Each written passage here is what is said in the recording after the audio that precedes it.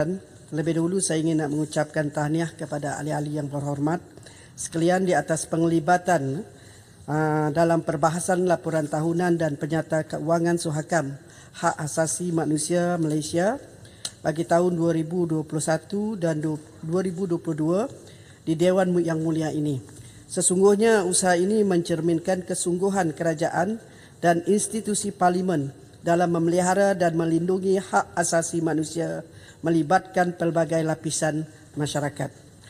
Semasa perbahasan laporan tahunan dan penyata keuangan Suhakam bagi tahun 2021-22 yang telah berjalan selama 2 hari, seramai 9 orang ahli yang berhormat, iaitu Yang Berhormat Pasir Gudang, Yang Berhormat Puchong, YB Bentong, YB Temerloh, YB Hulu Selangor, YB Kuala Langat, YB Segamat dan akhir sekali YB Maran yang telah berbahas dan mengajukan pertanyaan isu, cadangan dan pandangan berkenaan hal orang asli yang berada di bawah tanggungjawab Kementerian Kemajuan Desa dan Wilayah.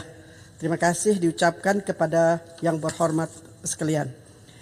Yang Berhormat Pasir Gudang, Yang Berhormat Bentong, Yang Berhormat Hulu Selangor dan Yang Berhormat Segamat membangkitkan mengenai isu penwartaan tanah masyarakat orang asli.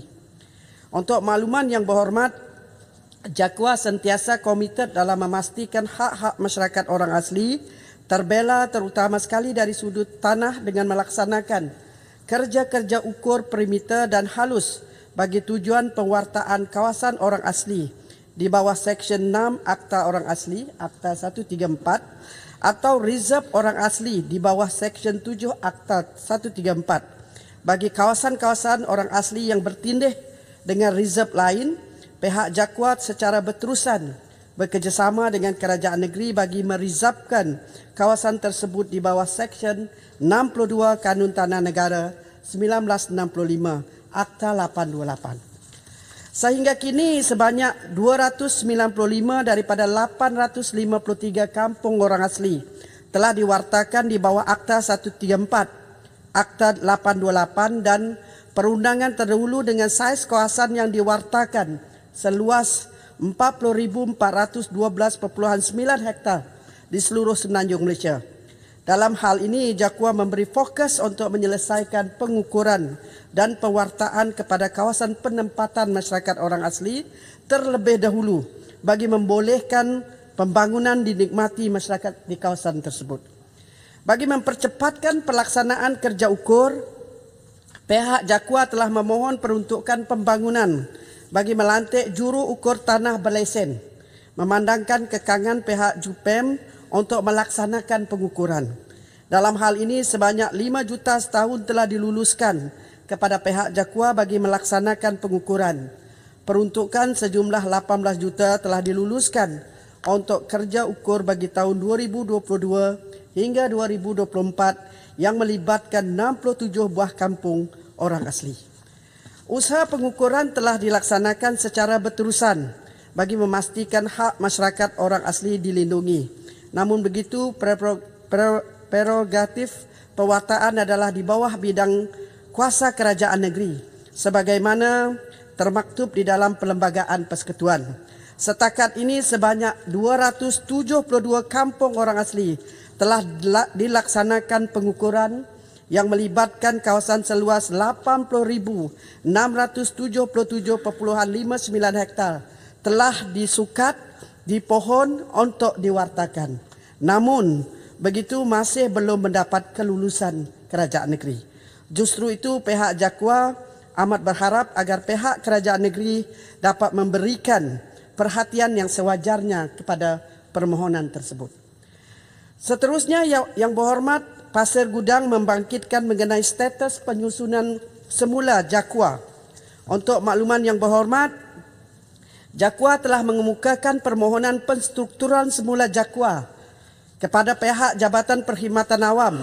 Walau bagaimanapun pihak JPA memutuskan agar permohonan tersebut dikaji semula kerana melibatkan implikasi keuangan yang besar. Namun begitu, JAKWA telah menyusun pelan tindakan melalui pengukuhan perjawatan bagi menguatkan barisan tenaga kerja di jabatan, antaranya dengan menambah pegawai teknikal. Kaedah ini diambil berdasarkan peraturan dan dasar semasa yang memerlukan pewujudan jawatan baru berstatus tetap dengan kaedah tukar ganti trade-off untuk mewujudkan dan menambah perjawatan tersebut walaupun mempunyai keperluan kritikal. Susulan keperluan kritikal tersebut, JAKWA telah memohon pewujudan pejawatan baru dengan menukar 11 pejawatan antara grade 11 dan 19 kepada 7 perjawatan penolong jurutera grade J29 30. Perjawatan ini telah diluluskan oleh JPA dan Kementerian MOF pada bulan Januari 2021. Selain pada itu juga JAKWA telah melantik 5 pegawai MyStep berkaitan teknikal dan telah mengiklankan 4 kekosongan bagi pengambilan dalam masa terdekat. JAKWA juga telah melantik 255 perjawatan kontrak dengan pengisian seramai 244 yang melibatkan 216 pegawai. Daripadanya adalah terdiri daripada kalangan orang asli agar dapat meningkatkan keberkesanan perkhidmatan terutamanya melibatkan aspek komunikasi.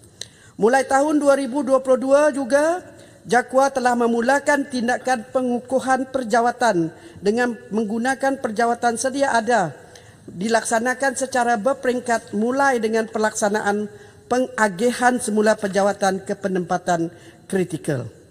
Pada tahun ini, tindakan pengukuhan pejawatan diteruskan dengan mewujudkan pejawatan yang amat kritikal berdasarkan kepada pewujudan fungsi-fungsi dan fasiliti baru serta keperluan kepakaran JAKWA seperti permohonan pewujudan 9 jawatan baru untuk ditempatkan di orang asli One Stop Center Bawong, Sungai Siput, Perak agar pengoperasiannya dapat dilaksanakan secara optimum demi memberi manfaat kepada masyarakat orang asli di kawasan sekitar.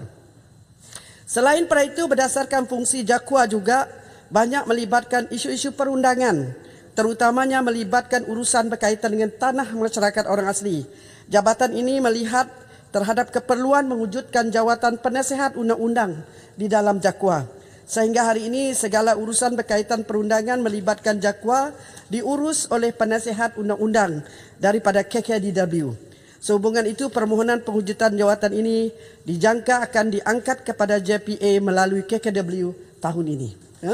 Seterusnya, Yang Berhormat Temerloh dan juga Yang Berhormat Kuala Langat membangkitkan isu berkaitan keciciran murid orang asli di peringkat sekolah rendah dan sekolah menengah.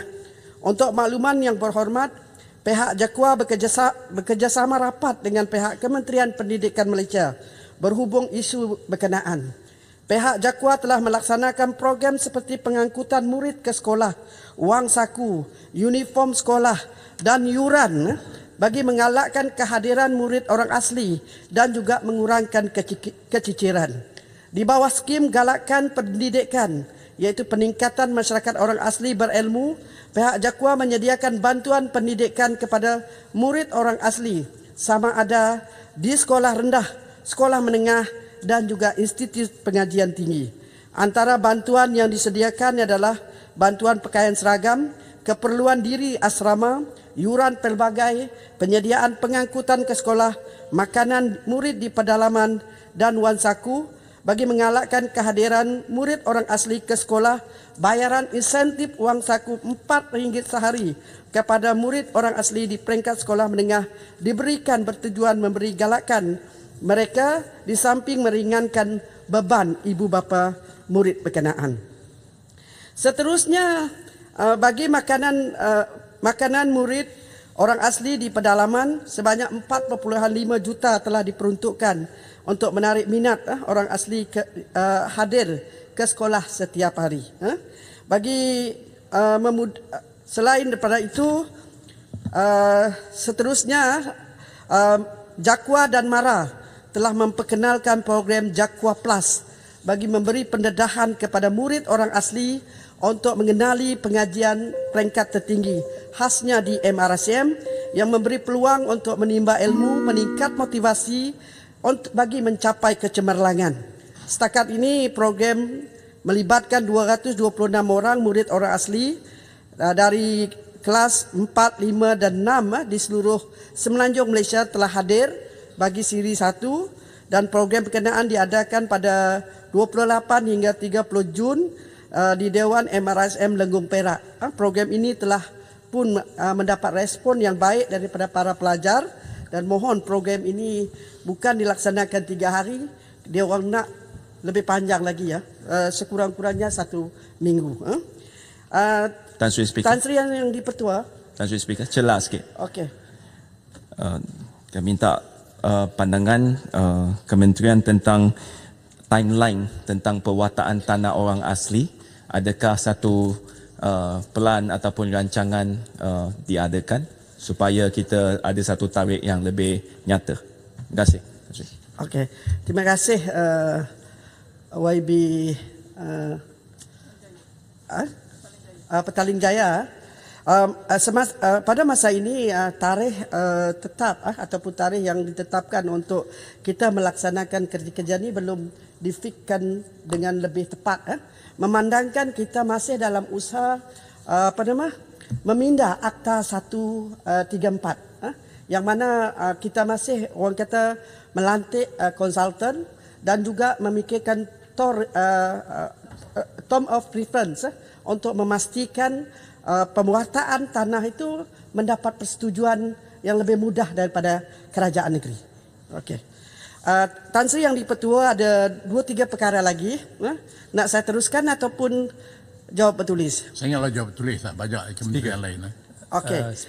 Last Tuan yang dipertua, Tan Sri yang dipertua, YB Puchong berkaitan dengan Taman Nanggiri tadi. Yang ni telah dijawab oleh Kementerian Petra tadi. Rasa saya tak perlu diulas lagi ya. Dan untuk tadi ada berucap tak? Macam mana? Tadi berucap tak? Berucap tadi. Berucap. Cuma kalau tak ada jawapan pun saya minta kalau ada jawapan bertulis berkaitan dengan pembangunan pelabuhan Pulau Keri. Okey. Yang saya kira akan melibatkan kampung Sungai Kurau di pelabuhan Keri. ya. Saya cadangkan kita jawab bertulis. Okey. Jawapan bertulis. Okey. Maksudnya di sini kita ada 2 lagi, YB Kuala Langat dan YB Maran. Yang ni saya akan jawab secara bertulis. Akhir sekali, Tan Sri yang dipertua, sekali lagi kementerian kita mengucapkan terima kasih kepada yang berhormat ataupun ahli parlimen yang telah pun berbahas berkenaan dengan orang asli, khasnya dalam laporan tahunan dan penyata keuangan Suhakam. Dan KKW melalui Jakwa akan memastikan hak orang asli sentiasa terbela, dihormati seperti yang termaktub dalam Perlembagaan Persekutuan dan Akta Orang Asli 1954. KKW juga beriltizam memastikan orang asli sejahtera dalam pelbagai kehidupan meliputi sosial, ekonomi dan budaya selaras dengan aspirasi Malaysia Madani yang menjadikan dukungan utama Kerajaan Perpaduan. Terima kasih Tan Sri. Baik, terima kasih. Sekarang saya jemput Menteri Dalam Negeri.